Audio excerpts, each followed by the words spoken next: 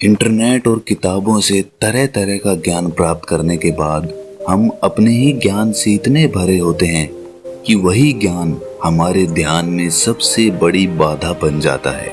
इस कहानी को आखिर तक सुनकर आपको जरूर ये एहसास होगा कि अपना ज्ञान खाली करना कितना आवश्यक होता है। दोस्तों, इससे पहले कि आप कहानी में खो जाएं, इस चैनल को सब्सक्राइब जरूर कर लें। तो चलिए कहानी शुरू करते हैं। ये कहानी 4 स्त्रियों की है जो आत्मज्ञान पाने के लिए भिक्षुई बनना चाहती थी। वो स्त्रियां काफी गुरुओं के पास जाती है, लेकिन कोई भी उन्हें दीक्षा नहीं देता।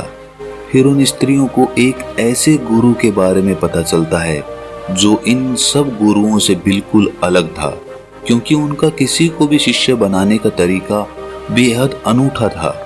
वो सबको शिष्य बनाने के लिए तैयार होते थे, चाहे कोई स्त्री हो या पुरुष। लेकिन वो सभी को शिष्य बनाने से पहले उनसे एक प्रश्न पूछा करते थे। वो चारों स्त्रियां बहुत ही आशा के साथ उस गुरु के पास जाती है। उनके पास पहुंचकर वो उन्हें प्रणाम करती हैं। तब वो गुरु उनसे आने का कारण पूछते हैं। तब वो चारों स्त्रियां कहती हैं कि गुरुदेव, हमने अपने जीवन में मन की शांति खोजी, लेकिन वो शांति हमें कहीं नहीं मिली, जिसकी तलाश में हम ना जाने कब से कहां कहां उसके लिए भटक रहे हैं। हम आपसे दीक्षा लेकर भिक्षुई बनना चाहती हैं और परम सत्य की खोज में लगना चाहती हैं। वो गुरु कहते हैं कि ठीक है, मैं तुम्हें दीक्षा दूंगा, लेकिन उसके लिए तुम्हें मेरे एक प्रश्न का उत्तर देना होगा। यदि तुम इस प्रश्न का उत्तर नहीं दे पाती तो मैं तुम्हें दीक्षा नहीं दूंगा। प्रश्न बहुत सरल है, क्या तुम तैयार हो? तब वो चारों स्त्रियां कहती हैं कि ठीक है गुरुदेव, हम तैयार हैं। वो गुरु कहते हैं कि ठीक है, फिर तुम चारों में से जो सबसे पहले उत्तर देना चाहती है वो यहाँ रुके, बाकी सब कुछ दूर पर जाकर खड़ी हो जाओ, ताकि वो ना तो प्रश्न सुन सके और ना ही उत्तर। तब गुरु पहली स्त्री से प्रश्न करते हैं कि मान लो कि तुम एक नाव में हो जिसमें 20 पुरुष हैं और तुम अकेली स्त्री हो। वो नाव समुद्र में खो गई है, दूर दूर तक कोई किनारा नजर नहीं आ रहा। अचानक तुम लोगों को एक अनजान टापू दिखता है। तुम लोग उस टापू की तरफ धीरे धीरे बढ़ने लगते हो। तुम ये बात जानते हो कि उस नाव में 20 पुरुष हैं और तुम अकेले स्त्री हो, और तुम सोच रही हो कि उस अनजान टापू पर पहुंचने के बाद तुम्हारे साथ क्या होगा। तब वो गुरु उस स्त्री से पूछते हैं कि तुम बताओ, उस परिस्थिति में तुम क्या करोगी? तब वो स्त्री कहती है कि मैं ऐसी स्थिति में अपनी इज्जत बचाने के लिए समुद्र में छलांग लगा दूंगी, अपनी जान दे दूंगी। शायद आप में से भी कुछ लोगों को उस स्त्री का उत्तर सही लगा होगा, लेकिन वो गुरुदेव उस स्त्री से कहते हैं कि तुम अब जा सकती हो, तुम्हारा उत्तर गलत है। जो हुआ ही नहीं उसके लिए तुम्हें अपने आप को दंड देने की क्या आवश्यकता है? उस स्त्री ने ये उत्तर बहुत सोच समझ कर दिया था, लेकिन गुरु कह रहे थे कि ये उत्तर गलत है, और वो स्त्री बहुत ही निराश होकर वहां से चली जाती है। तब दूसरी स्त्री आती है। गुरुदेव उससे भी यही प्रश्न करते हैं कि मान लो तुम एक नाव में जा रही हो, उस नाव में 20 पुरुष मौजूद हैं और तुम अकेली स्त्री हो।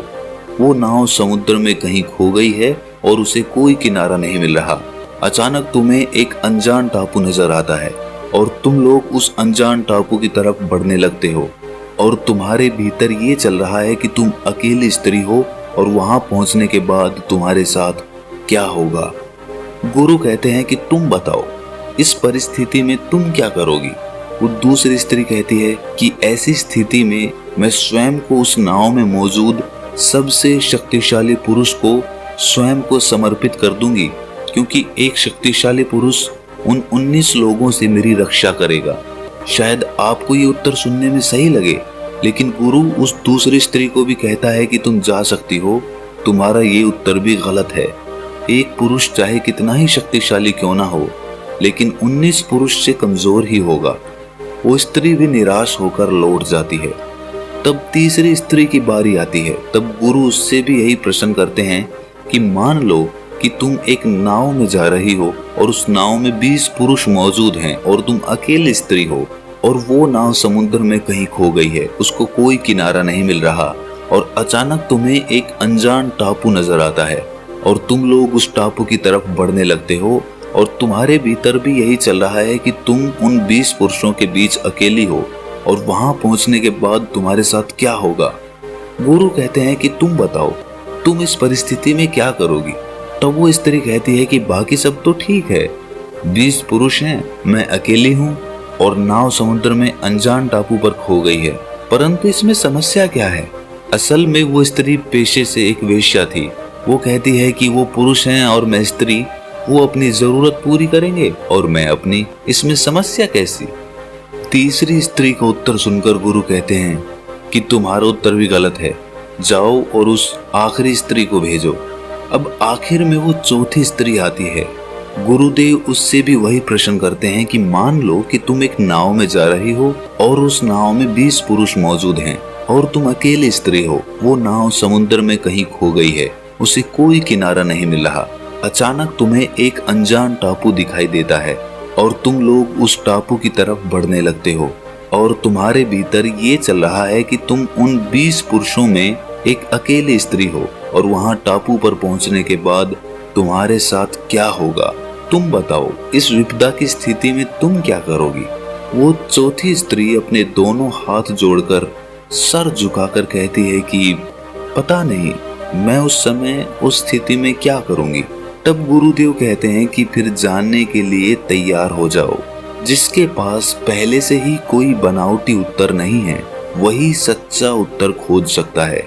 वो गुरु उस स्त्री को दीक्षा देते हैं और वो स्त्री परम सत्य की खोज में लग जाती है। एक बार एक आदमी किसी महात्मा से पूछता है कि महात्मा जी, मेरे जीवन में सब सुख सुविधाएं हैं, सब कुछ है, लेकिन फिर भी मैं दूसरों से ईर्ष्या क्यों करता हूँ। मेरे मन में ये ईर्ष्या का भाव क्यों पैदा होता है। वो महात्मा कहते हैं कि क्या तुम सच में अपने भीतर से ये ईर्ष्या का भाव खत्म करना चाहते हो। वो व्यक्ति कहता है कि जी महात्मा, मैं अपने जीवन से पूरी तरह से ये ईर्ष्या का भाव खत्म करना चाहता हूँ, क्योंकि इस ईर्ष्या ने मेरे जीवन को नरक बना रखा है।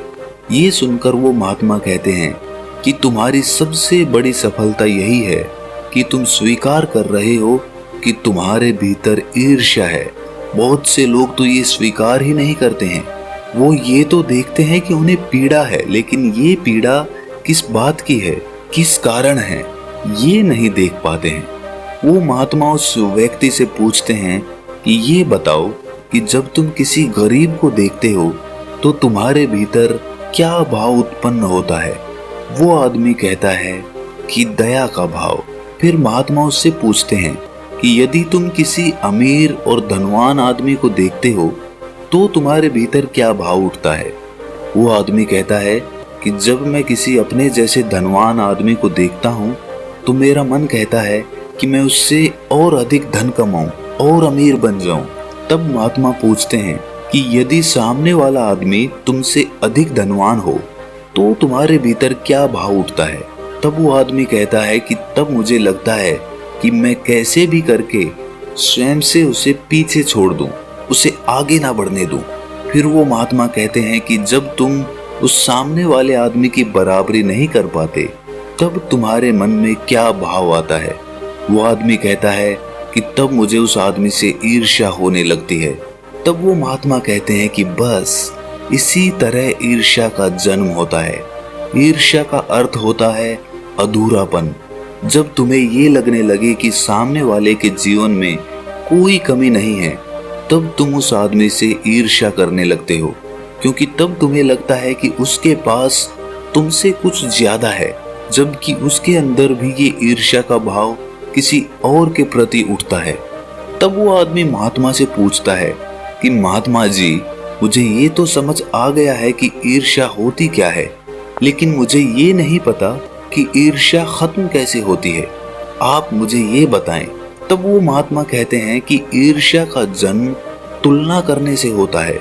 जब तुम किसी दूसरे से तुलना करने लगते हो और स्वयं से ज्यादा उसके पास देखते हो तब तुम्हें अपने भीतर ईर्ष्या नजर आती है। इस ईर्ष्या को खत्म करने का एक ही तरीका है कि तुम सत्य को जान लो। और सत्य यही है कि जिस प्रकार सूर्य की तुलना चंद्रमा से नहीं की जा सकती, ठीक उसी प्रकार किसी मनुष्य की तुलना किसी दूसरे मनुष्य से करना जीवन का अपमान होता है। क्योंकि जो आदमी अपनी तुलना किसी दूसरे के साथ करता है वो स्वयं का अपमान कर रहा होता है, अपनी सांसों का अपमान कर रहा होता है जो उसे मिली है। ये जीवन हर किसी के भीतर दौड़ रहा है और हर कोई एक दूसरे से अलग है, और अलग होना कोई कमी नहीं बल्कि खूबसूरती है। तब वो आदमी उस महात्मा से कहता है कि महात्मा जी, ये सत्य सुनने में तो बहुत अच्छा लगता है, लेकिन इसे जीवन में उतारना बहुत कठिन है। तब वो महात्मा कहते हैं कि इसीलिए कहते हैं कि सत्य को केवल सुनो नहीं बल्कि उसे अनुभव करो। तब वो आदमी कहता है कि महात्मा जी, सत्य को अनुभव कैसे किया जाता है? इस पर वो महात्मा कहते हैं कि जिस प्रकार तुम्हें अनुभव है कि आग का स्वभाव जलाना होता है, पानी का स्वभाव प्यास बुझाना होता है, ठीक उसी प्रकार इस मन का स्वभाव पता होना चाहिए। तुम्हें पता होना चाहिए कि ये मन कब किस प्रकार की चाल चलता है, क्योंकि ये मन ही है जो तुम्हें किसी और से तुलना करने पर मजबूर करता है, किसी से ईर्ष्या करने पर मजबूर करता है। वो आदमी उस महात्मा से पूछता है कि महात्मा जी, इस मन का स्वभाव कैसे पता चलेगा? तब वो महात्मा कहते हैं कि ध्यान के द्वारा। ध्यान ही एकमात्र ऐसा रास्ता है जिस पर चलकर आप अपने मन के भाव समझ सकते हो। इस पर वो आदमी कहता है कि परंतु ध्यान करना तो बहुत कठिन है। तब वो महात्मा कहते हैं कि ध्यान करना तो कठिन है, लेकिन उसे होने देना बहुत सरल है। वो आदमी कहता है कि महात्मा जी, ध्यान होने देने का क्या अर्थ है? वो महात्मा कहते हैं कि जब तुम ध्यान करने का प्रयास नहीं करते हो तब ध्यान खुद ब खुद होता है, जिस प्रकार सांसें खुद ब खुद चलती हैं। वो महात्मा उस आदमी से कहते हैं कि क्या तुम बिना कुछ किए एक जगह बैठ सकते हो? तब वो आदमी कहता है कि मैं बैठ सकता हूँ। वो महात्मा कहते हैं कि बस ध्यान के लिए इतना ही प्रयास चाहिए, बाकी उसके भीतर जो भी होता है उसे उसके हाल पर छोड़ दो। यदि तुमने इतना ही कर लिया तो ध्यान तुम्हारे लिए आसान होगा। ध्यान रहे, ध्यान तुम्हें करना नहीं है, उसे बस होने देना है। दोस्तों, कमेंट सेक्शन में आपके ध्यान में आने वाली बाधा को जरूर साझा करें, और अगर ये कहानी आपको अच्छी लगी तो इस चैनल को सब्सक्राइब कर लें और इस कहानी को अपने मित्रों के साथ साझा जरूर करें। तो मिलते हैं अगली कहानी में, तब तक के लिए अपना ख्याल रखें।